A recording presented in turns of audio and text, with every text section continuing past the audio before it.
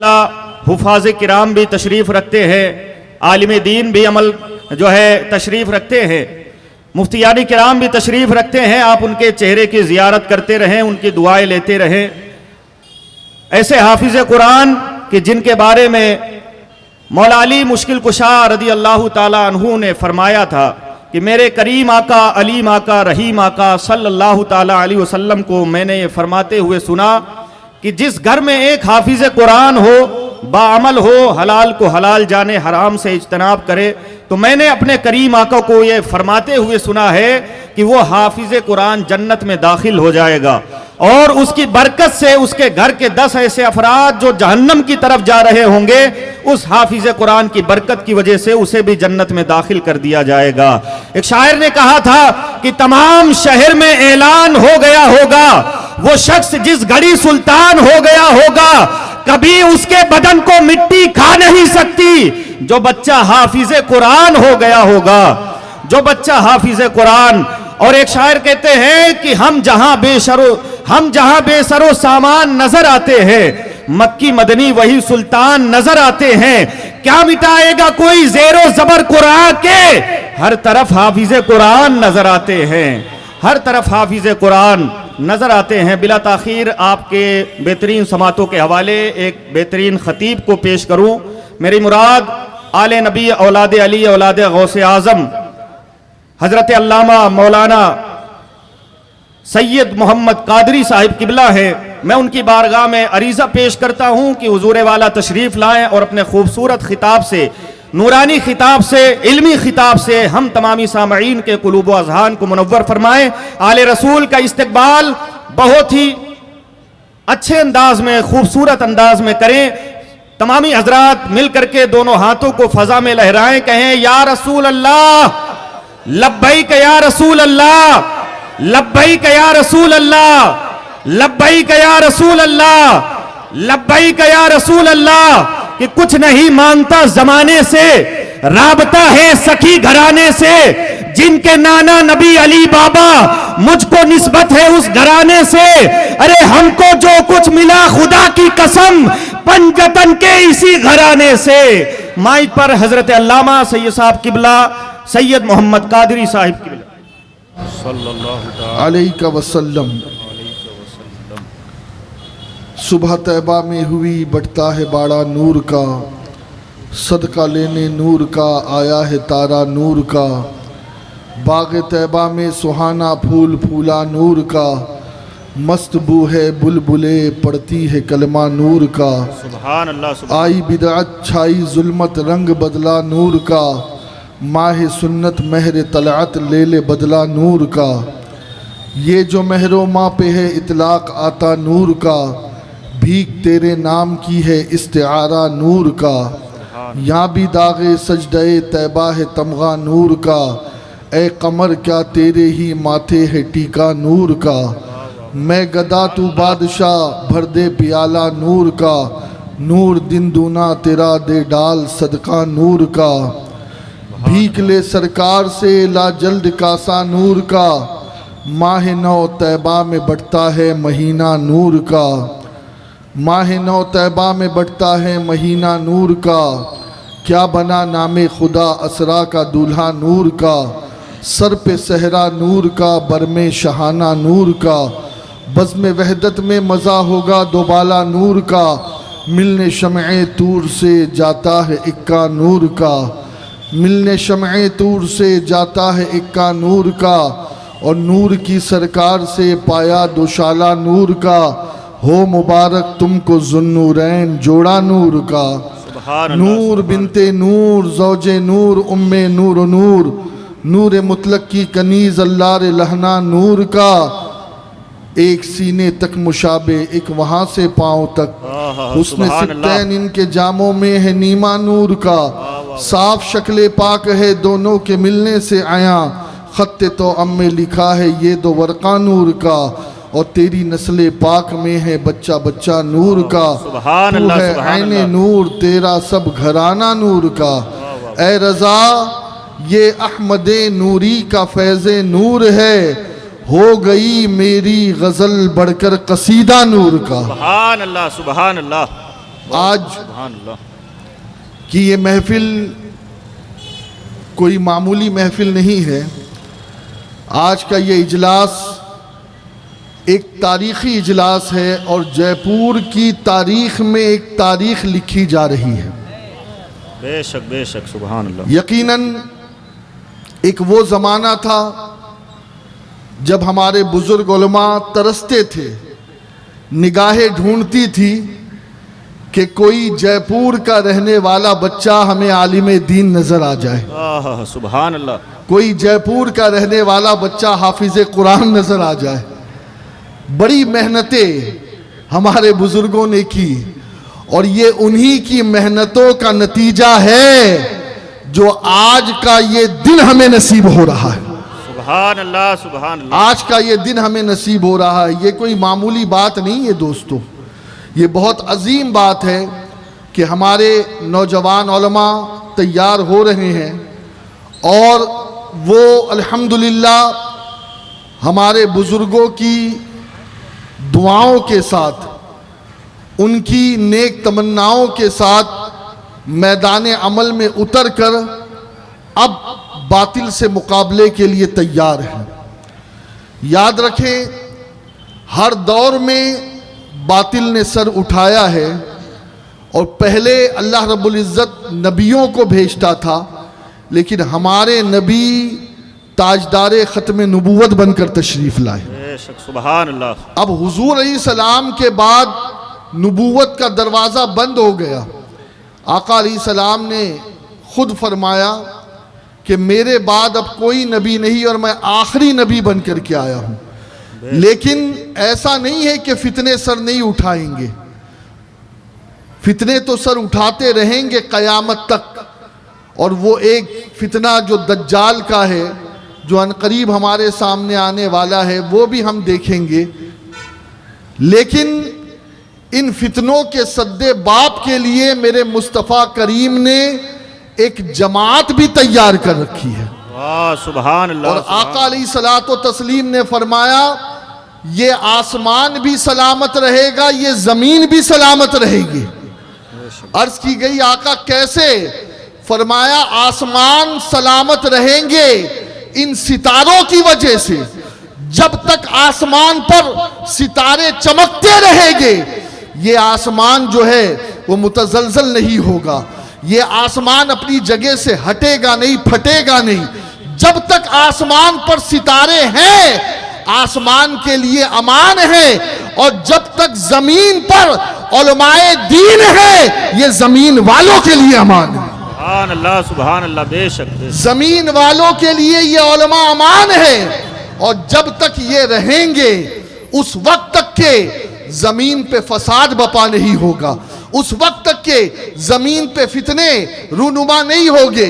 और जहां किसी फितने ने सर उठाया वहां ये उलमा डट कर मुकाबला करेंगे और उस फितने की सरकोबी करेंगे। आपको मालूम है आज बैतुल मुक़द्दस के हवाले से हम बड़े फिक्रमंद हैं। ये वो वक्त था जब पहली मर्तबा बैतुल मुक़द्दस आज़ाद हुआ तो अल्लाह ने उसकी आज़ादी के लिए हज़रत उमर का इंतखाब किया, सुभान अल्लाह। जनाब उमर का इंतखाब किया। और जब दूसरी मर्तबा बैतुल मुक़द्दस को आज़ाद कराने का वक्त आया तो अल्लाह रब्बुल इज़्ज़त जल्ल शानुहु ने जिस शख्सियत का इंतखाब किया वो शख्सियत कौन थी आप जानते?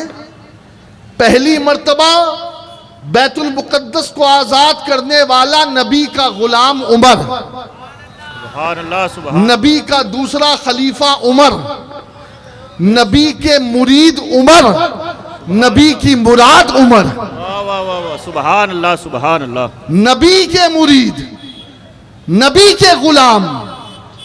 और जब दूसरी मर्तबा मस्जिद अक्सा चुंगल में आई जालिमों के, तो उस वक्त इस मस्जिद अक्सा को आजाद कराने के लिए रसूलुल्लाह के शहजादे हुजूर गौसुल आजम दस्तगीर के मुरीद को तैयार किया गया। सुभान अल्लाह सुभान अल्लाह। वहां निगाहे मुस्तफा ने उमर को बैतुल मुक़द्दस के लिए तैयार किया और यहाँ निगाहे गौसे आजम ने सलाहुद्दीन अय्यूबी को बैतुल मुकद्दस के लिए तैयार किया। सुभान अल्लाह, बेशक। जी, बैतुल मुकद्दस यूं ही आजाद नहीं हुआ, बल्कि मैं आपको बताऊं कि सरकार गौसे आजम रदी अल्लाह ताला अन्हु के दौर में जब सलेबी मुसलमानों के लिए एक वबाल बन चुके थे, उन्होंने मुसलमानों को बेदखल किया उस जमीन से।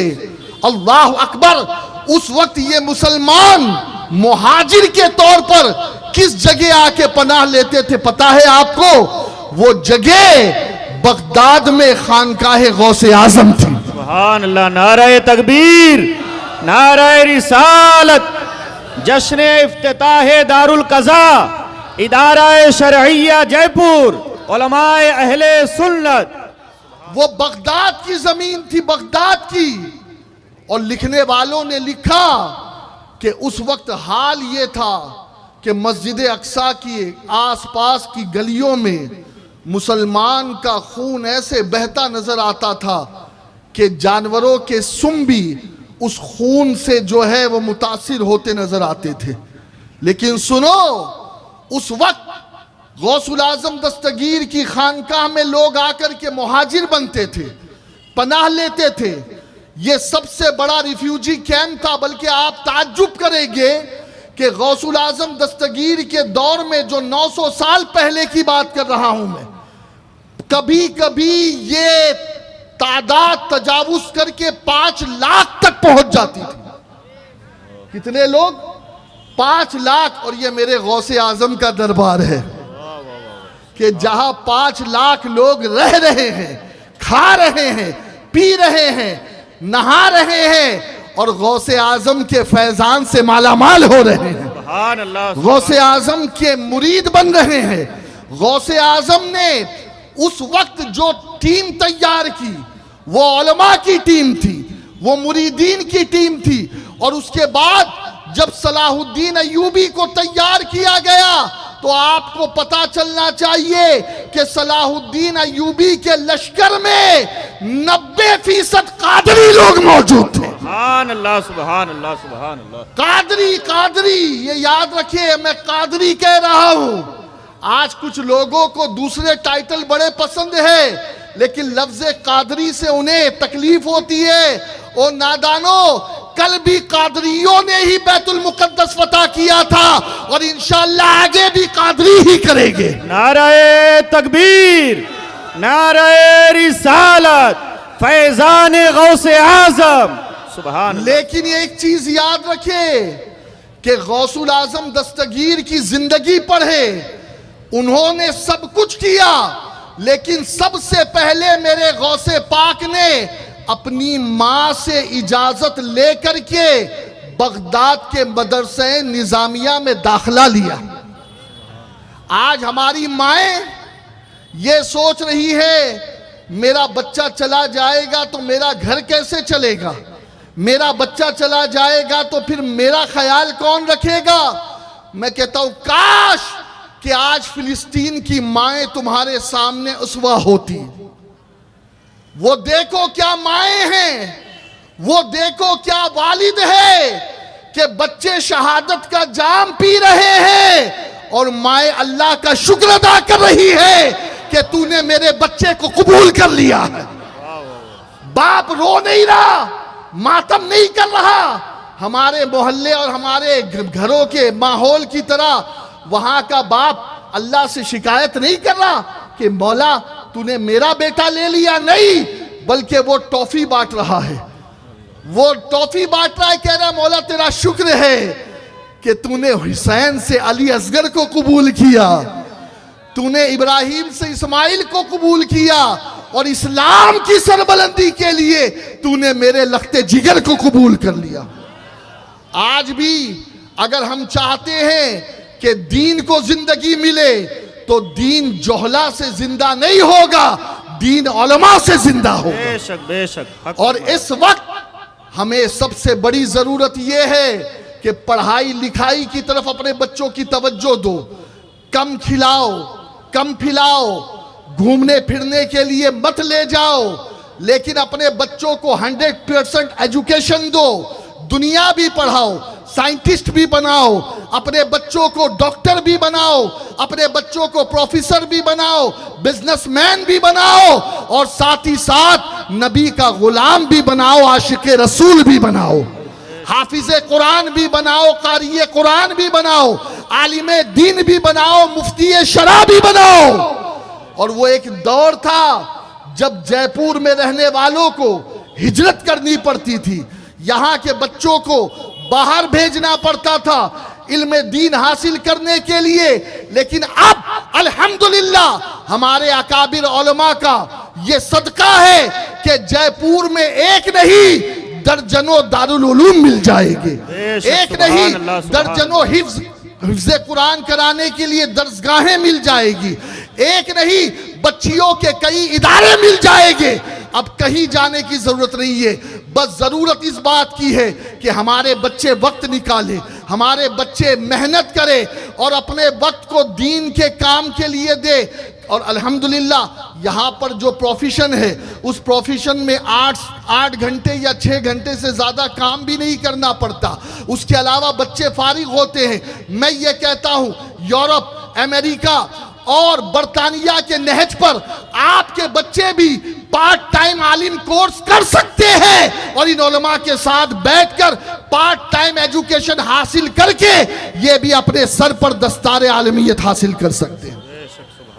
अब जरूरत इस चीज की है, हमने अपने वक्त को बहुत गंवा दिया। और याद रखें दोस्तों, इन दुश्मनाने दीन और इन बदअकीदों का मुकाबला वही कर सकेगा जो आलिमे दीन होगा। बेशक बेशक। गौसुल आजम की करामतें हमने बहुत सुनी हैं, लेकिन मैं आपको बताऊं कि गौसे पाक ने जहां करामतें दिखाई वहीं मेरे गौसे पाक की पूरी एक उम्र मुनाजरे में गुजरी है, मुनाजरे में।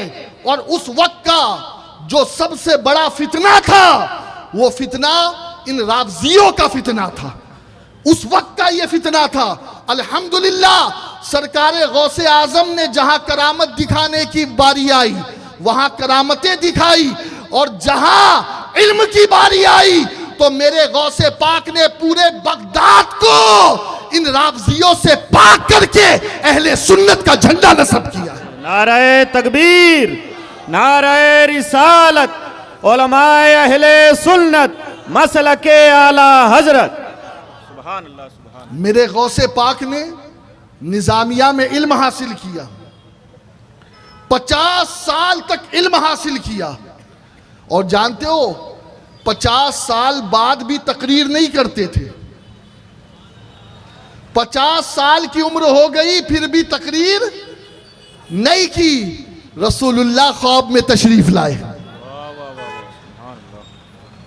और आका अलैहि सलाम ने फरमाया तुम तकरीर क्यों नहीं करते? चूंकि गौस पाक की जहां पैदाइश हुई थी ना वो जगह जीलान, और वो जगह ताल्लुक रखती है अजम से, ईरान से। तो गौस पाक ने अर्ज की कि या रसूलल्लाह मैं अजमी हूं और इन अरबियों के सामने मैं तकरीर करूं? आका ने फरमाया तुम तकरीर करो, मुंह खोलो। गौस पाक को मेरे रसूल ने 7 मरतबा अपना लुआब पाक अता किया। सुभान अल्लाह। फिर उसके बाद भी गौस पाक रज़ी अल्लाह ताला ने तकरीर नहीं शुरू की। मौला अली तशरीफ लाए। वाह वाह वाह, सुभान अल्लाह। मौला अली तशरीफ लाए। कौन मौला अली? कौन मौला अली? कि जिसका तीर कभी भी निशाने से चूका ही नहीं, वो मौला अली। बेशक, सुभान अल्लाह। वो अली के जिसे मुस्तफा ने कहा कि अना मदीनतुल इल्म वो अलीजुन बाबुहा, वो अली। पूछा गया अली आप इतने इतने बड़े बड़े फैसले सेकंडों में कर देते हो, चुटकियों में कर देते हो, तो मेरे मौला अली ने क्या फरमाया मालूम है?